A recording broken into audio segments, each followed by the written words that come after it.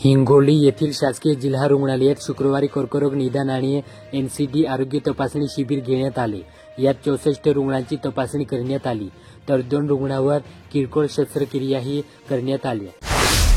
हिंगोली जिल्ह्यात बाळासाहेब ठाकरे हरिद्रा हळद संशोधन केंद्र वसमत यांच्या वतीने हिंगोली येथील ऐतिहासिक दसरा महोत्सवामध्ये कृषी विषयक माहितीसाठी स्टॉल उभारत हळद लागवड व्यवस्थापनाबद्दल हरिद्रा संशोधन केंद्राच्या वतीने शेतकऱ्यांना माहिती पुस्तिकेचे वाटप करण्यात आले। हिंगोली जिल्ह्यात दसरा प्रीमियर क्रिकेट लीग स्पर्धेत शुक्रवारी अंतिम सामन्यात पोलीस संघाने डॉक्टर 11 संघाचा पराभव करीत डीपीसीएल चषकावर नाव कोरले। डॉक्टर संघ उपविजेता ठरला। हिंगोली येथील रामलीला मैदानावर भरवण्यात आलेल्या ऐतिहासिक दसरा महोत्सवात विजयादशमीच्या दिवशी रात्री 11:53 51 फुटी रावणाच्या पुतळ्याचे दहन करण्यात आले। या दरम्यान फटाक्यांची नेत्रदीपक आतषबाजी करण्यात आली। जवडा बाजार येथे यावर्षी निसर्गाच्या अवकृपेने केळीच्या भावात मोठी घसरण झाली। एका महिन्यापूर्वी 2000 रुपये प्रति क्विंटल विकली जाणाऱ्या केळीला सध्या 500 ते 700 रुपये प्रति क्विंटल भाव मिळत आहे। वसमत येथे पूर्णा सहकारी साखर कारखान्याच्या 2025-26 चा 45वा गळीत हंगाम सुरू करण्यापूर्वीचा महत्त्वाचा टप्पा असलेला बॉयलर अग्निप्रदीपन समारंभ 2 ऑक्टोबर रोजी सकाळी 11:21 उत्साहात संपन्न झाला। हिंगोली जिल्ह्यात सुखदेवानंद विद्यालयात महात्मा गांधी जयंती कार्यक्रम घेण्यात आला। हिंगोली जिल्ह्यात दिव्यांग व्यक्ती हक्क अधिनियम 2016 च्या कलम 91 अन्वये जिल्हा परिषदेअंतर्गत कार्यरत अधिकारी कर्मचारी शिक्षक व शिक्षकेतर कर्मचारी यांच्या दिव्यांगत्वाची पडताळणी करण्याचे निर्देश देण्यात आले। यात अपात्र व्यक्तीने लाभ घेण्याचा प्रयत्न केल्यास संबंधित तरतुदीनुसार कारवाई केली जाणार। हिंगोली शहराजवळील जेतवन बुद्ध विहारात धम्मचक्र प्रवर्तन दिनानिमित्त डॉ. बाबासाहेब आंबेडकर यांच्या प्रतिमेस अभिवादन करण्यात आले। डोंगरखंडा येथे आमची सोन्यासारखी जमीन शक्तीपीठ महामार्गाला कदापिही देणार नाही, असा पवित्रा शेतकऱ्यांनी घेतला।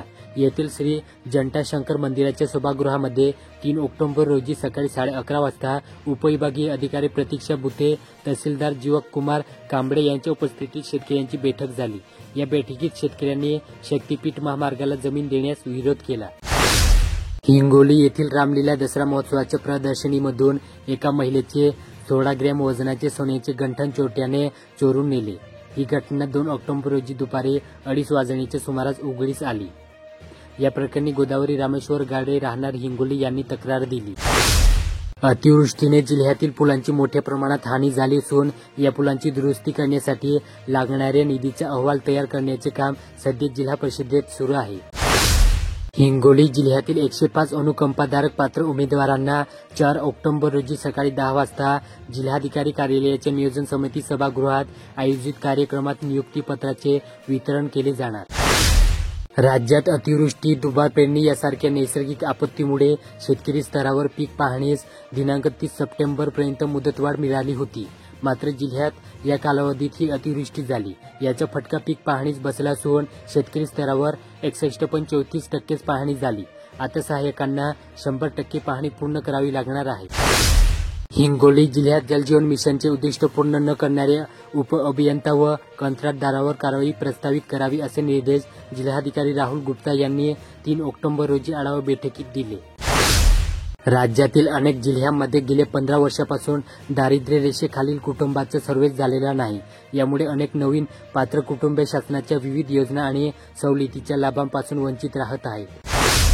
हिंगोली जिल्ह्यात प्रधानमंत्री आवास व इतर घरकुल योजनेच्या लाभार्थींना बुडीत मंजुरी रोजगार हमी योजनेतून द्यावी, तसेच 100 दिवसापेक्षा अधिक जॉब कार्ड धारकांना त्यांच्या मागणीनुसार काम द्यावे अशी मागणी माजी जिल्हा परिषद सदस्य मालती कोरडे व माधव कोरडे यांनी जिल्हा परिषदेच्या मुख्य कार्यकारी अधिकाऱ्यांकडे केली।